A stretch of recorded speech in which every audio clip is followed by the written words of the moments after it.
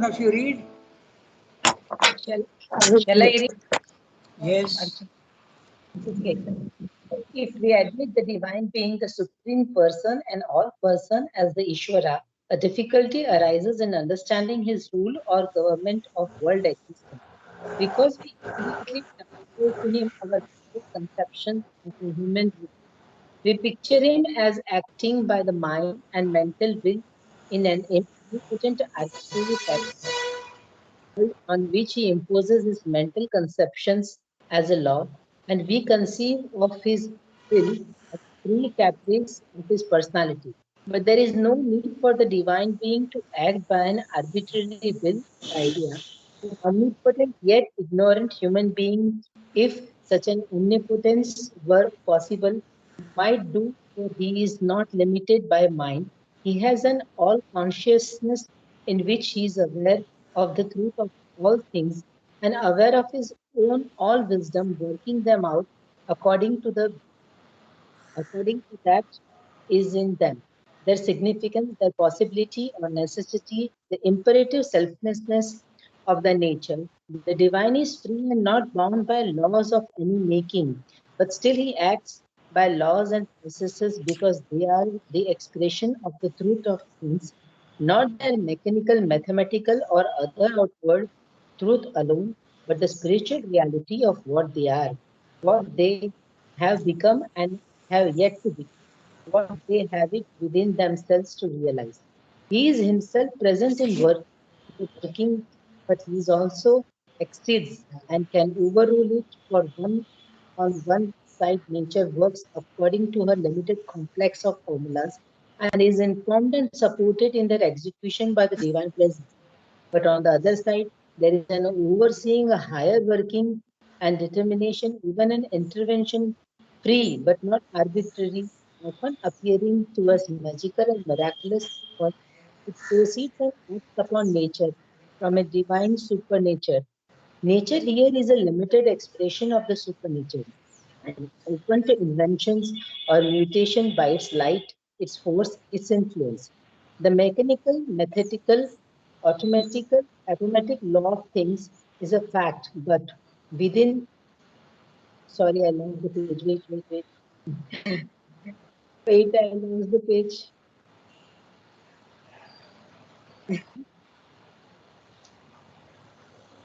Just wait.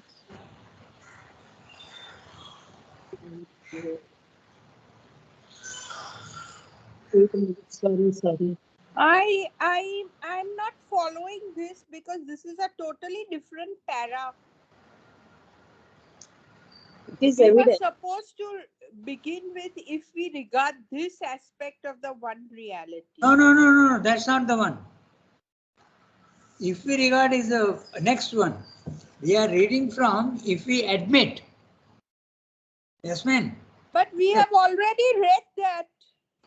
Oh, that's what I was asking because. Yeah. Because remember anthropomorphic.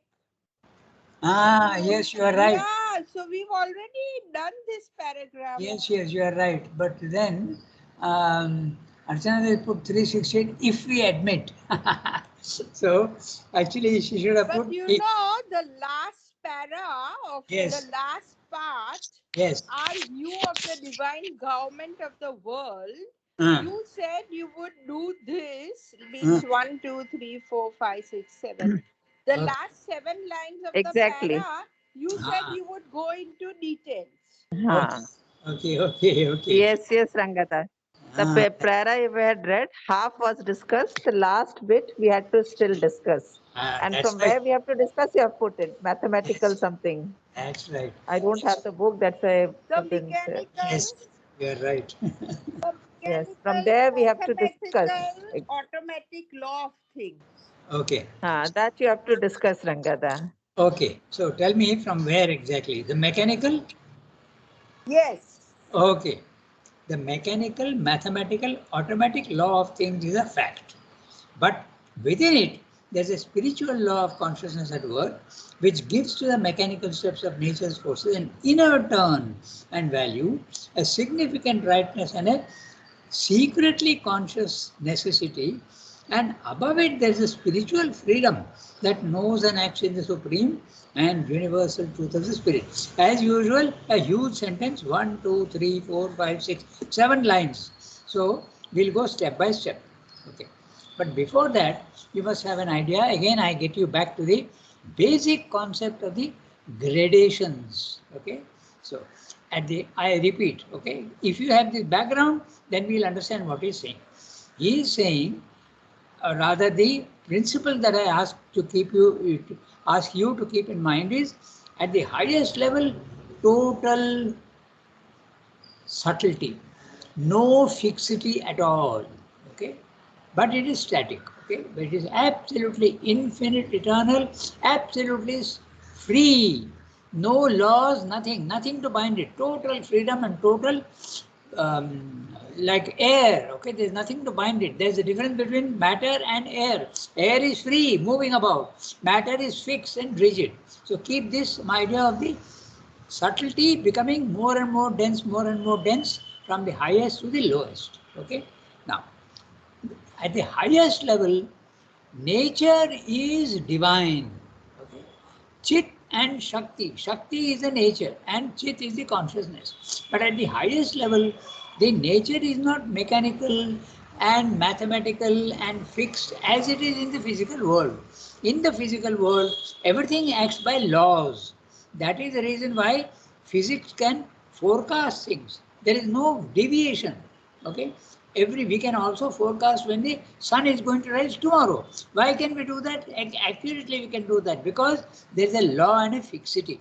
Now, as you keep rising in consciousness above from matter to life to mind, this fixity goes on becoming less fixed and more flexible. Okay, keep this idea in mind. And as you keep going higher and higher, more and more freedom, more and more flexibility, and at the highest level, total freedom and total flexibility, no laws at all. Okay? So why is this related to freedom and law? Because again, density. Okay, the more dense something becomes, the less freedom it has. It's very obvious.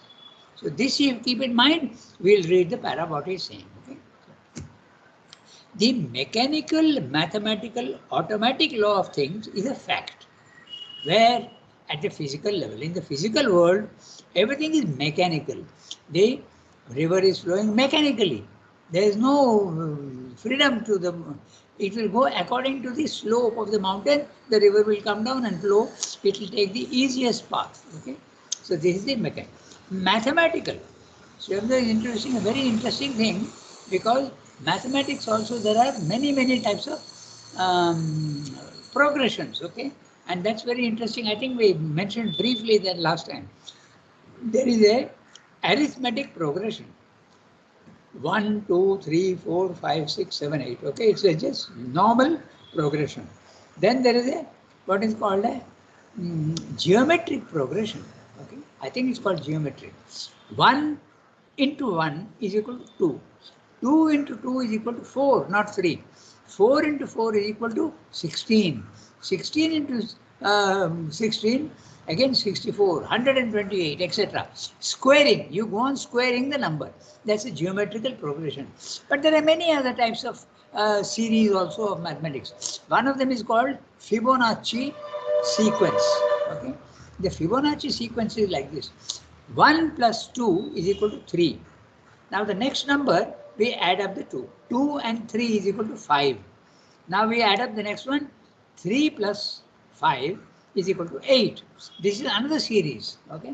Now we see that nature often follows all these mathematical patterns. But particularly, one is very interesting, the shell in the sea. Okay. If you take a big shell, that what is it called? The spiral, okay? The pyramidal spiral of the shell, it follows the law of Fibonacci series. Okay. So everything in the, take also for instance the force. The earth is going around the sun. Does it go around in absolutely a circular fashion? No, it does not, because it goes according to the ellipse. Okay. Even the comets, they go around the sun, but they go in an elliptical fashion.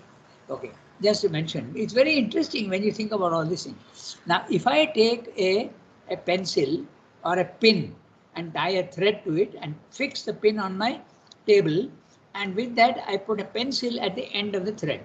Then I pull the thread tight and I draw a circle around it. I will get a perfect circle because everywhere the pressure is equal. Huh? So this is what is known as a perfect circle. But now suppose instead of putting one pin, I put two pins separated by 4-5 centimeters. Okay, and I tie again the thread which goes around the two pins, and again I have got it fixed with a pencil. Now if I draw that pencil round, I will not get a circular thing, I will get an ellipse.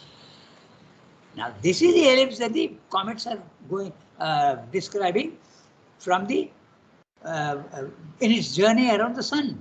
Okay, so this is what, that's what, including the word mathematical, certainly in philosophy. So why this is why it is. Okay, so all the laws in the physical world are mathematical. Okay, so this is also a very interesting thing. Also, if you see how the tree grows, no? When the tree is growing, first of all, it shoots out from the seed. Then suddenly the speed increases and starts becoming many. And as it keeps on going, it becomes more and more complex, and more leaves, fruits, flowers, all this has come out. This is also not an arithmetic progression. It's a geometric progression. Okay. The same thing also with human beings. You start your journey as a fertilized egg. Okay. And then it breaks up into 2, it breaks up into 4, it breaks up into 8, it goes in geometrical progression. And then suddenly bone tissue appears, skin tissue appears, okay? All the different types of tissues go on coming, nerve tissue, muscle tissue, all they go on coming. So this way is using the word mathematical, okay? Now we go to the next word, automatic. Law of things is a fact. So now it's clear, everything in the physical world follows laws because there is no freedom, there is fixity. Mechanical, mathematical, automatic law of things is a fact. But within it, there is a spiritual law of consciousness at work, which gives to the mechanical steps of nature's forces an inner turn and value, a significant brightness and a secret conscious necessity, and above it, there is a spiritual freedom that knows and acts in the supreme and universal truth of spirit. In this sentence, Surendra has given you the 3 gradations. At the lowest level of the physical world, which is the gross world, you have mechanical laws, no freedom at all. Okay. Then, in the spiritual planes of consciousness, in the second layer, we always discuss the 3 layers. In the spiritual planes of consciousness, there is flexibility because your mind is not stuck in the brain. There is flexibility, and you have spiritual laws. Laws are there, but they are spiritual. They are flexible laws. That's why the divine can act with grace also. He is not bound by his own laws. Okay? So, Mother can change your destiny also because the law is fixed. Okay? I know of one person who was supposed to die very young. Okay? So that is at the physical level, it's a fact. There is a law, and that law has to be obeyed. But when Mother was told about it, the Mother came to know about it, she changed the destiny because she is at a spiritual level of consciousness. And so it becomes a spiritual law, which is partly mechanical, but partly also free. Okay. Now we go to the third level in the Superman. Okay. Total freedom. So look at the words Surendra is using. He is using mechanical law, spiritual law, spiritual freedom. Okay, this is the gradation. Isn't that interesting? So you understand now exactly what Surendra is saying. This gradation is very important. You must always keep in mind the density and the subtlety. Going upward, subtlety increases. Coming down, density increases. And so there is. And at the highest level, what nature seems to be mechanical and unconscious here becomes absolutely conscious. But Surendra is saying that even in the physical world, behind hiding these mechanical laws, there is a supermind giving it meaning and purpose.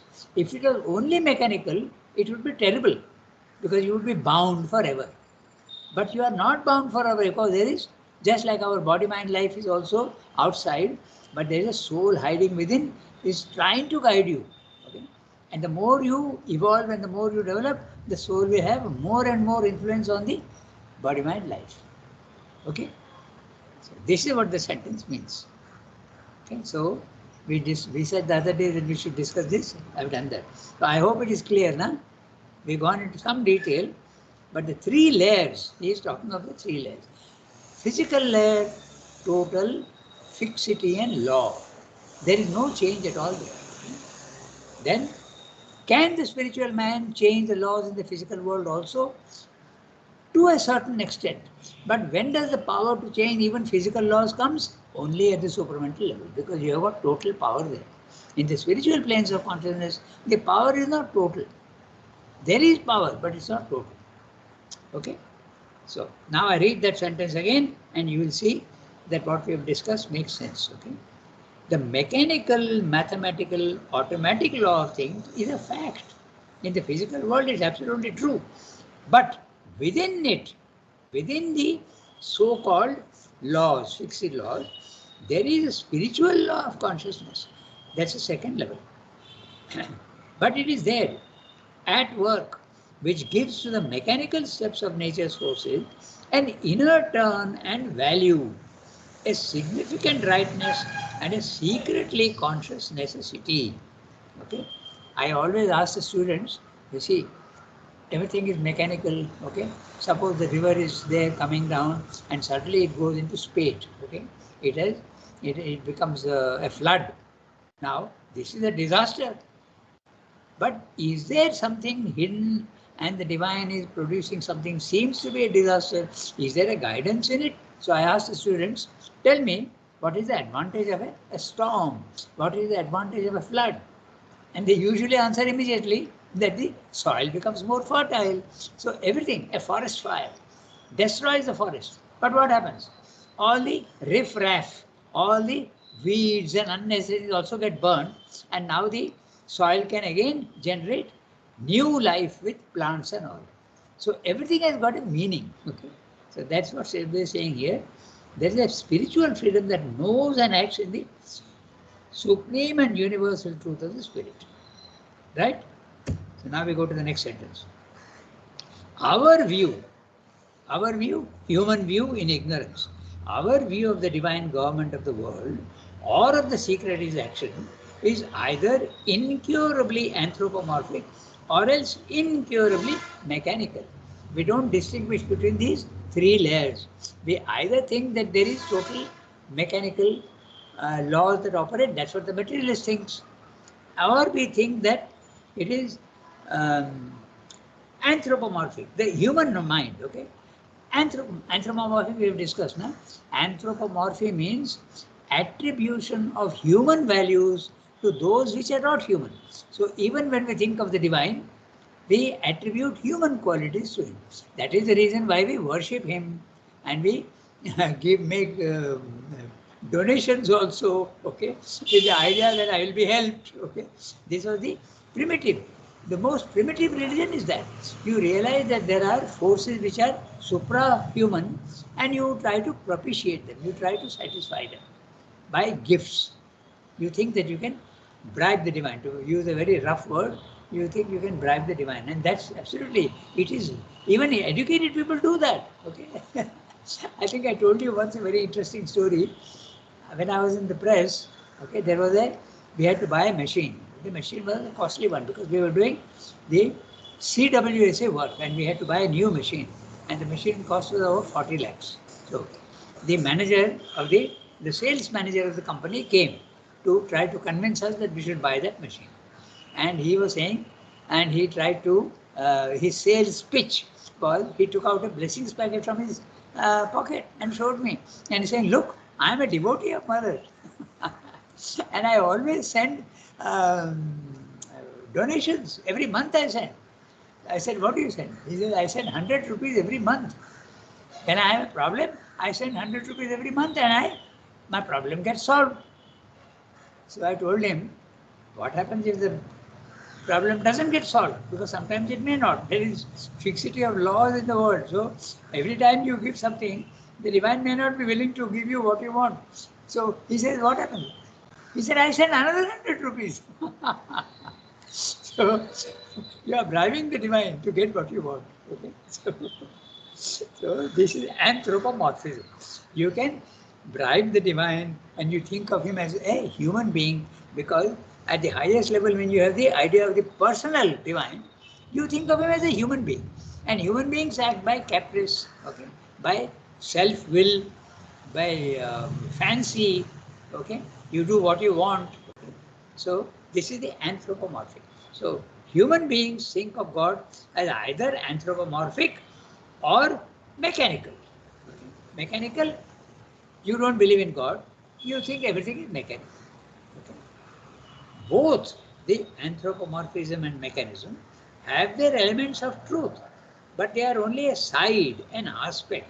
And the real truth is that the world is governed by the one in all and overall, who is infinite in his consciousness, and is according to the law and logic of an infinite consciousness that we ought to understand the significance and the building and movement of the universe. The universe is not absolutely, totally mechanical. Outwardly, yes, it is mechanical, unconscious. But hiding behind that, because you must remember the inherence, na? We have discussed that. The transcendent creates the universe, but doesn't leave it like that. It himself comes and involves himself in the universe. And the universe produces the individuals. And the universe goes into the individual, but the divine who is in the universe also goes into the individual. So you are an individual and you have the whole cosmos within you, but also you have the divine within you. These are all like a Russian doll. Okay. There are three layers. You have an outer layer, which is the bigger doll, and then you open the head and you have another smaller doll, which is the cosmos, and then you open that also, and there's another smaller one, which is the divine. So this is the picture that Shraddha is giving you. Okay. So now we can go to the next one. Interestingly, the doll is also called Matryoshka. Okay. It's like a mother within it, another mother and a mother, Matryoshka. Okay. So I think now we have understood what we were saying. No? So we wanted to discuss this in detail, but it's quite clear what he's saying.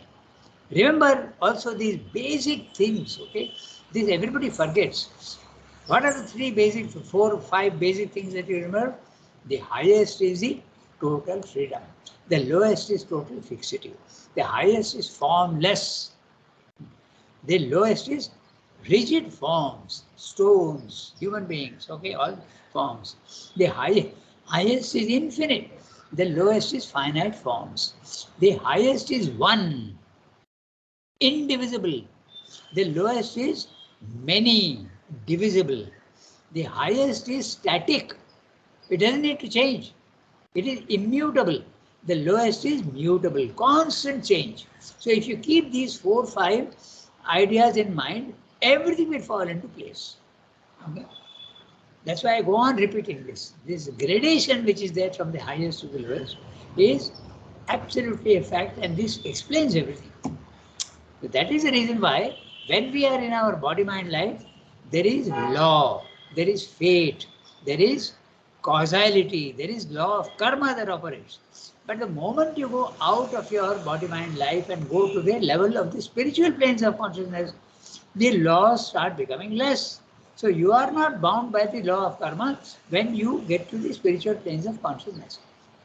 But what about the body-mind life? It is still at the physical level. So there it is subject to the laws of the physical world. Okay? This is how it gets explained that how even the avatars in their divine consciousness, but their body-mind life is yet open to disease, cancer, death. Okay? That's a law. But when the supramental race comes, even the physical body will not be subject to law, death and mechanical laws. It will not be. That's what Shraddha is trying to do. Okay? Now, I think we have got time. It's only 9:20. We have got nearly 20 minutes. We read the next one. Okay. So, if we regard this aspect as the reality. Can I read? Yes. Gita, read. If we regard. If we regard this aspect of the one reality and put it in close connection with the other aspects, we can get a complete view of the relation between the eternal self-existence and the dynamics of the consciousness force by which it manifests the universe. If we place ourselves in a silent self-existence, immobile, static, inactive, it will appear that a conceptive consciousness force, Maya, able to effectuate all its energies, all its conceptions, a dynamic consort of the self of silence is doing everything. It takes its stand on the fixed, unmoving, eternal status and casts the spiritual substance of being into all manner of forms and movements to which its passivity consents, or in which it takes its impartial pleasure, its immobile delight of creative and mobile existence.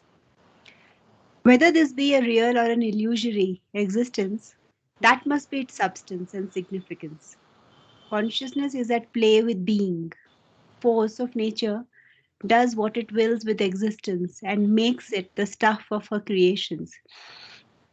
But secretly, the consent of the being must be there at every step to make this possible. There is an evident truth in this perception of things. It is what we see happening everywhere in us and around us. It is a truth of the universe and must answer to a fundamental truth aspect of the absolute. But when we step back from the outer dynamic appearance of things, not into a witness silence, but into an inner dynamic participating experience of the spirit, we find that this consciousness force, Maya, Shakti, is itself the power of the being, the self-existent, the Ishvara. The being is Lord of her and of all things. We see him doing everything in his own sovereignty as the creator and ruler of his own manifestation. Or if he stands back and allows freedom of action to the forces of nature and her creatures, his sovereignty is still innate in the permission. At every step, his tacit sanction, let it be so, tathastu, is there implicit. For otherwise, nothing could be done or happen. Being and its consciousness force, spirit and nature cannot be fundamentally dual. What nature does is really done by the spirit. This too is a truth that becomes evident when we go behind the veil and feel the presence of a living reality which is everything and determines everything, is the all-powerful and the all-ruler. This too is a fundamental truth aspect of the absolute. Yeah. Okay. One page and one para. So again, he is repeating here the three levels, and he is telling you, we'll go into detail, but he is telling you that when you are at the physical level, there is a constant, there is a, you are in ignorance and you are in a, you are bound by the laws. When you make your mind silent and you go to the second level, you can see there also there are several grades. Okay, so one grade is that you become the witness. Okay? You are in the consciousness of the self. Okay, and your consciousness is indescribable.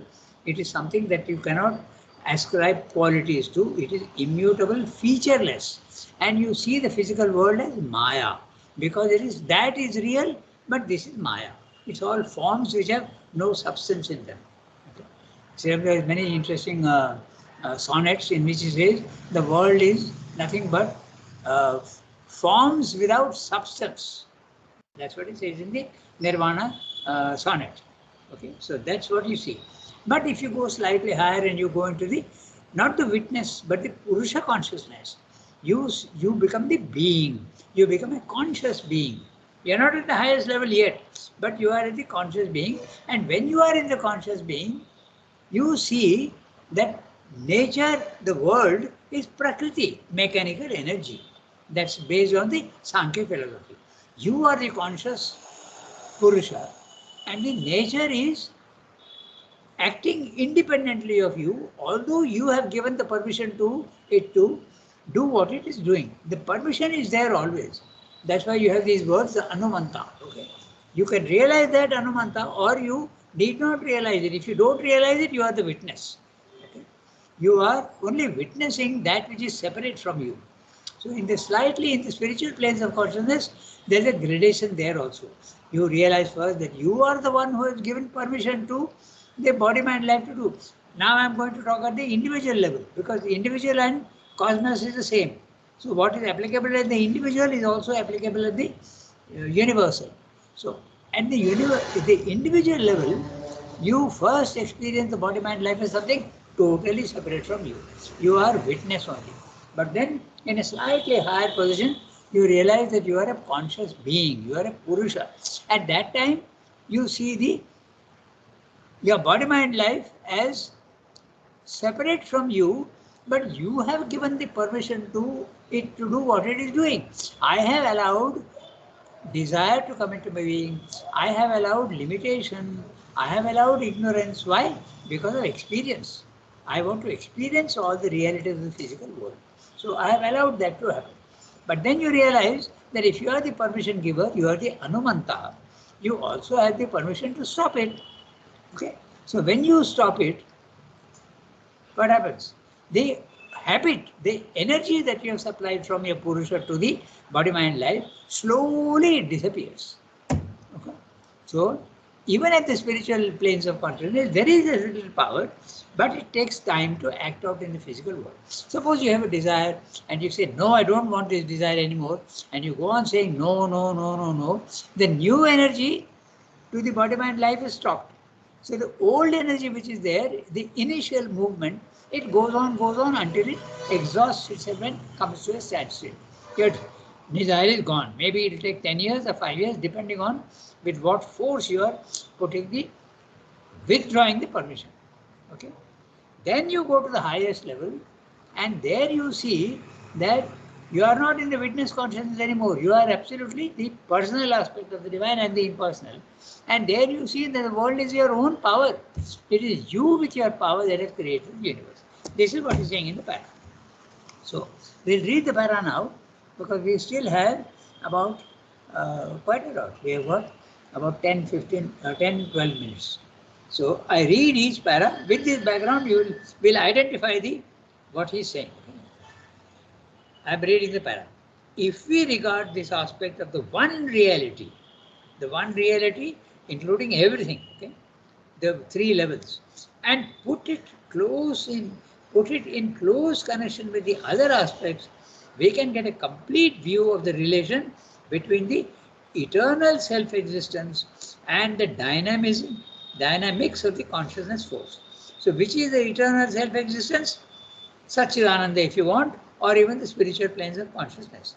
And which is the dynamics of the consciousness force? The physical world. The moment he uses dynamics, you must remember that it is mutability. So he is talking of the physical world. Okay? Because of the consciousness force, it becomes the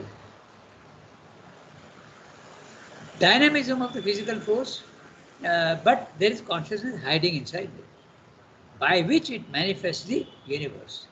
Now, if you go to the next level, if we place ourselves in the silent self-existence, immobile, you read immobile, I think it's all right, but usually when there is an E at the end, okay, of course, different countries are pronouncing different things nowadays, but it is probably preferable to say immobile. Immobile is French. So, immobile, static, inactive. So which is this one? This self. The spiritual levels of consciousness, the first level also, at the higher mind also, you get this experience. It is static and inactive. It will appear that a conceptive consciousness force, Maya, able to effectuate all its conceptions. Okay?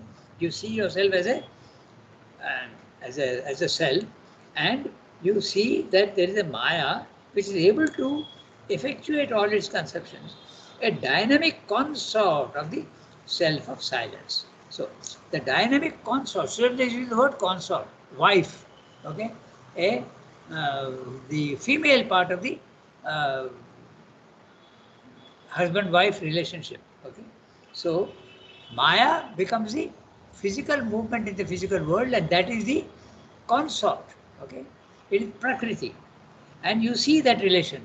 Okay, that you have you are the husband. To put it in very crude terms, you are the Purusha, and Prakriti is your own power. Okay, so or if you want, you use the Sankhya philosophy, male and female. You are your force. She is doing everything for you in the world. A dynamic consort of the self of silence. The word consort is very interesting. Immediately it gives you the idea of the male and female conceptions. But remember one thing, there is no male and female at the highest level. They are only different ways of explaining to human beings. Interestingly enough, at the highest level, when the supramental race will come, okay, there will be no gender. Mother had a glimpse of the supramental body, and she says it is absolutely genderless. It is sexless. Okay. So this division, which is there at the lower level between male and female, disappears at the highest level. A spiritual person will not have any gender. Why? Because gender is very necessary to produce life. Okay. Of course, there are non-gender productions also in the world. Okay, that also is there. Asexual reproduction. The cell breaks itself into two by its own power. That also is reproduction, but it is asexual, not sexual. But most reproduction are sexual. Why? Because then variety is possible. When the one cell is dividing itself, variety does not come into the picture. But if the divine wants variety, you have two aspects, and the combination of these aspects produces infinite varieties. That's why sex is so powerful a power for variety and producing the many. But at the highest level, when you are only one, variety is not needed, so sex disappears. Okay. It's interesting, isn't it? That's exactly how you have to see it. Okay? So, effective outcome, dynamism also is doing everything. Maya is doing everything in the physical world. It takes its stand on the fixed, unmoving, eternal status and casts the spiritual substance of being into all manner of forms and movements to which its passivity consents or in which it takes its impartial pleasure. Its immobile delight, creative and mobile existence. Here also there are many gradations. We'll look at it carefully. I am reading from It Takes. It, what is the it? The conscious force, the physical world, okay, Maya, nature. Nature takes its stand on the fixed, unmoving, eternal status. Fixed, unmoving, eternal status, again, very clearly, is a self. So, nature is basing itself in the self and acting in the physical world, and casts a spiritual substance. Note the word spiritual substance. Okay? So, matter is not the only substance. There is a spiritual subtle substance. And this is very convincing because if you think of ice, water and water vapor, ice is a solid substance. Water is a flexible substance. Water vapor is even more, but it is substance. There can be a substance which is even more subtle than water vapor. So that's why I said they use the word substance. This is another thing that we must keep in mind. Okay, the divine is substance, subtlest of substance. Okay. This changes our way of looking at things. That's why I'm mentioning that. Chandra is not saying spiritual stuff. He's saying substance of being into all manner of forms and movements. So Prakriti has the power to take this substance and create any number of forms and things. Okay. It creates 100,000 different elements. It creates 100,000 different life forms. It creates even different human beings. All this it creates. And movements to which its passivity consents. The passivity is the self. So self is agreeing. Purusha agrees that, okay, you do what you want. I am permitting you to do what you want. I have given you the power and I have permitted you to do what you want, in which it takes its impartial pleasure. Now note that, impartial pleasure, because when you go to the self, okay, Either you have no pleasure and no pain, that's one possibility. That's what happened to Sri Aurobindo, and that's the Buddhistic solution. If you want your problem of pain to disappear in the physical world, go to the self. You will have neither pain nor pleasure. Or it's possible in this another level and to different individuals, you can take a delight also, but impartial delight. In other words, that which was pleasant and unpleasant to you, everything becomes pleasant to you. Okay, impartial delight. Immobile delight of creative and mobile existence. Mobile existence, a physical world. Whether this be a real or an illusory existence, that must be its substance and significance. So here also there are two sentences including. Whether it is real or illusory, illusory. Illusory existence, when you are in the self, the world is illusory.